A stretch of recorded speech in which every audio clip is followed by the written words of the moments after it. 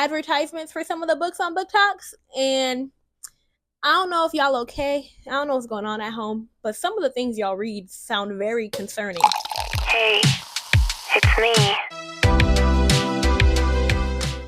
Hi, welcome to my channel. Now, before we get started, I just want to celebrate and say we've reached 100 subscribers. Nice. Now, this is honestly so crazy, and I did not imagine ever being able to say I have 100 subscribers, 100 friends who want to watch me yap and talk about different topics with me. And this means a whole lot to me, so I just want to say thank you so much for watching. Thank you so much for subscribing and just for sticking around. I really appreciate every single one of you. I appreciate all the comments, and I just appreciate the fact that you guys are here. Now, today we're going to talk about an old topic that has not been talked about for a while. But one thing about me, I'm going to bring up some stuff that might be a little dead. So, do y'all remember on TikTok a trend or a phase going around called the male and female gaze? That's what we're going to talk about today. So, today we're going to talk about the male and female gaze. So, on this channel, before we get started, we like to do the verse of the day. Today's verse of the day is Proverbs 4, verse 23. Keep your heart with all diligence, for the issues of life come out of it. Okay, so as always, usually when I have these topics I want to talk about, it's because I saw something interesting, and I'm going to show you guys what I saw going around on Twitter that made me think, oh my gosh, I need to make a video about this and talk about it.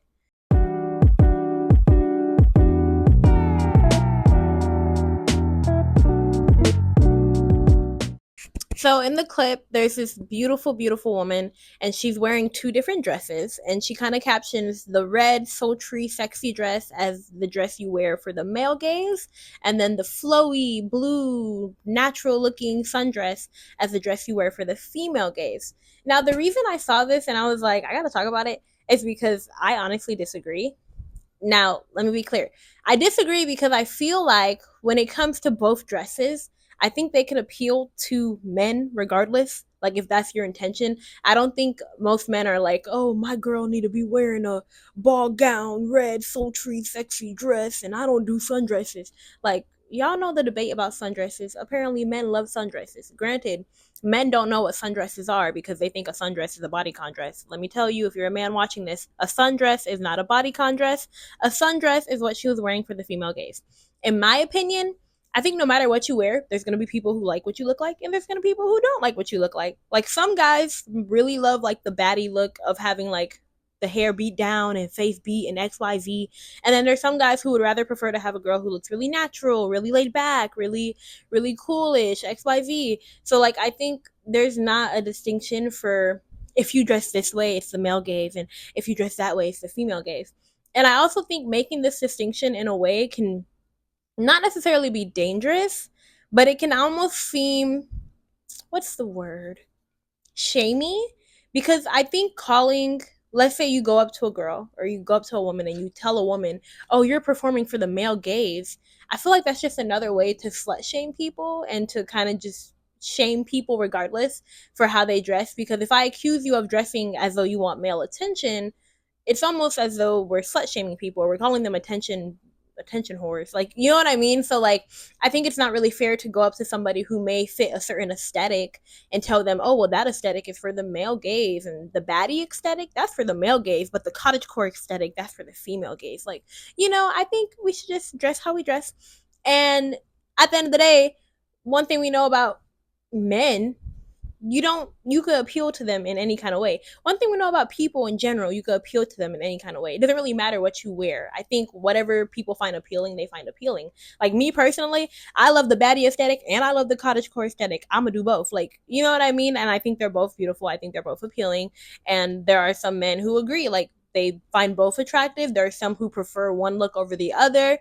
So I think there's no sense in labeling something the male gaze and the female gaze. Now, I wanted to do a little more research and see what people were thinking, but I found another video by a black creator who essentially explained that male gaze and female gaze does not apply in real life. It's something that actually has to do with media, has to do with art and literacy, or literature, has to do with art and literature, and it's a concept that is used when people are creating movies or when people are creating books. but it's not meant to apply to people you come across in real life. So I'm going to show you guys that clip. The male gaze has nothing to do with you and the way you dress. The male gaze is all about how women are depicted in visual arts and literature. It can also be about how men view masculinity. There are three players in the game. There is the man who is taking the picture, the man who is in the picture / in the story, and the man who is looking at the picture. Those three players are what make up the male gaze. Just like the male gaze, the female gaze is a feminist theory referring to the gaze of a female spectator, character, or director in an artistic work. The female gaze often gets rid of toxic masculinity by showing vulnerability and connection, gentleness and intimacy, and allowing the female character to play an active role. There's more than just the male gaze and the female gaze. There's also the queering gaze, the homoerotic gaze, the oppositional gaze, and the the matrixial gaze. I put all of my sources on Instagram underneath the same post. If you want to read something right now, my link in you know where has an excerpt from Laura Mulvey's Visual Pleasure and Narrative Cinema, which is a must read. So in this video, she gives us the rundown of what the male gaze and the female gaze looks like in media, and that's typically what it applies to. There is a disclaimer at the end of her video where she says you cannot perform for the male or female gaze because you're not a piece of media, you're a human, and humanity is a lot more complex than that. Not to say media and literature isn't complex, but people, we are very complex as well. So, for example, when we're thinking of the male gaze, in media. What she's trying to say, or what she's saying, is that the male gaze in media can look like how they portray what is masculine and how they portray what is feminine. So it's kind of like that concept where you watch a movie, maybe a romance movie, and you're like, oh, I could tell this movie was directed by a man because maybe the reason the main male interest loves the main female interest is because she's so dainty and she's so submissive and she's so not opinionated, or maybe she just has all these traits that most men would use to describe what is feminine. Whereas a movie that's written from the female gaze, a romance movie, for example, you might have the main female interest and she falls in love with the man because he's emotionally complex, he has emotional intelligence, he's sensitive, like he's still masculine but he's sensitive. And so I think like the female gaze and the male gaze kind of has to do with how masculinity and femininity is portrayed, and like the intersections of that. Because when you ask most men, being masculine can have a lot to do with how you portray yourself, how you act around other men, being a provider, being a protector, XYZ. Whereas if you ask women, a masculine man, yes, a masculine man, I'll use myself as an example because I can't speak for all women. But for me, a masculine man is a man who is a protector and a provider, but also a man who is willing to be sensitive, who is willing to be emotionally intelligent, and who's capable of that. Like, I think it's very amazing to meet a man who's willing to cry in front of you. Like, you know what I mean? I've never liked that concept of hearing men being like, oh, I don't want my kids or my wife to ever see me cry. Like, why not? You're human. Like, you know what I mean? So I think that's like a female gaze thing where a lot of women could say they want a man who is emotionally intelligent and emotionally sensitive. Whereas men, when referring to other men and what makes a man masculine, they'll be like, oh, nah, bro, you're not supposed to, can't be crying. You can't be doing this. You can't be doing that. Ah, bro, you can't admit you're having a hard time. Like, and this could be a whole other video because I've seen phenomena on like TikTok or Twitter where guys will go on Twitter or TikTok and they'll post about how they're depressed and XYZ. And then other guys will be in their comments telling them, oh, you need to suck it up. You need to stop complaining. Like, you're acting like a little girl right now, XYZ. So like toxic masculinity is still real. And when we're talking about the male gaze in media, that's what masculinity is, like 9 times out of 10. Whereas the female gaze, how women portray masculinity or ideal masculinity and even ideal femininity, it looks way more like, it looks different. So I think this kind of just shows that the male gaze and female gaze has a lot more to do with how we dress. It also has to do with how we view things in terms of media and art and even the books we read.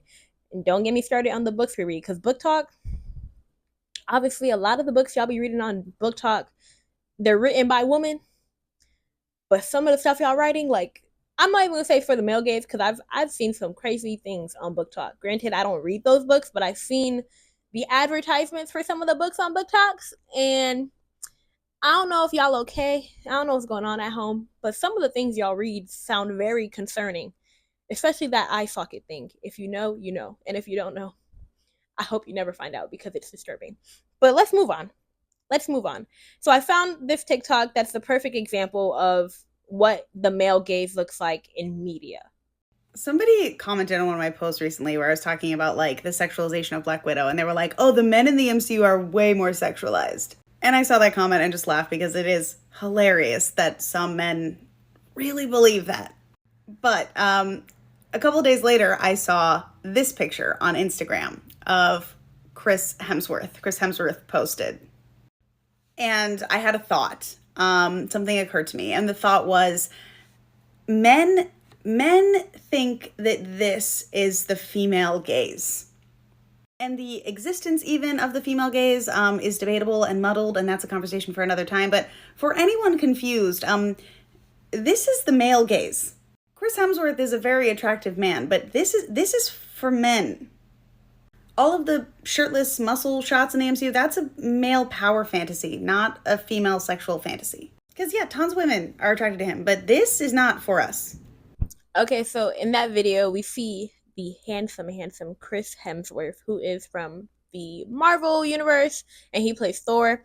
And essentially, a lot of people would like to debate that people like Chris Hemsworth or even Chris Evans, their role in the movies is to appease women and to like be the female gaze, XYZ, which they are attractive men, but like she was saying, a lot of the shots that they may do to promote the movie, or even like personally on their Instagrams, a lot of the photos that they post, it's not meant to appeal to women.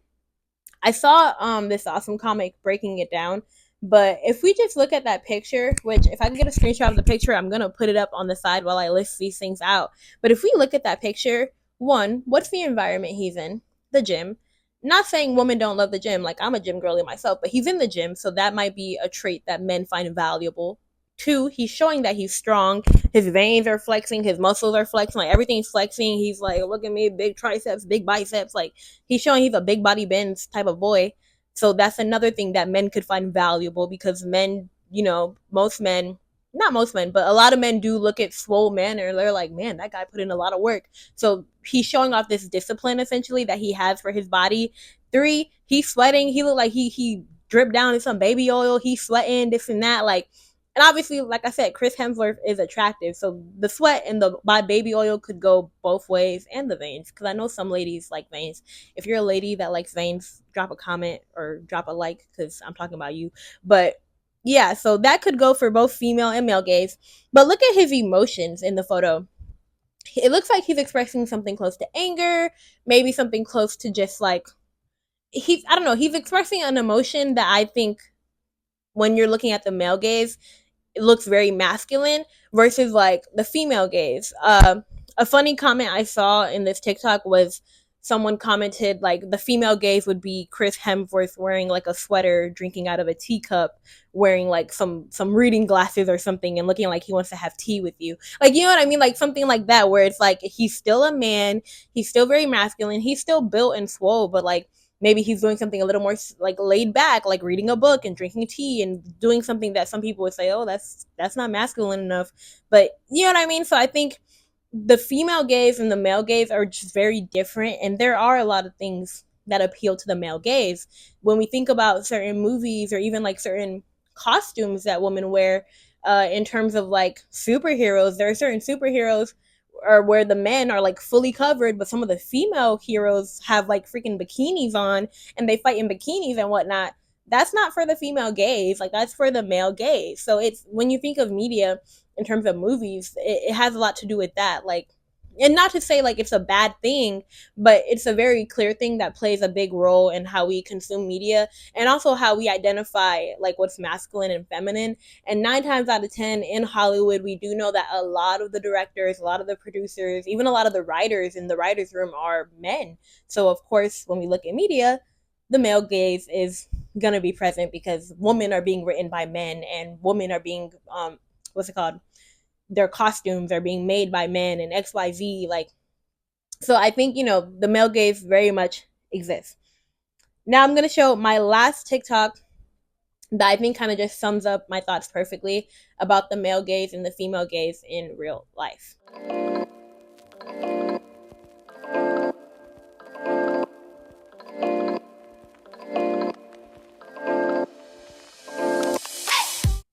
Okay.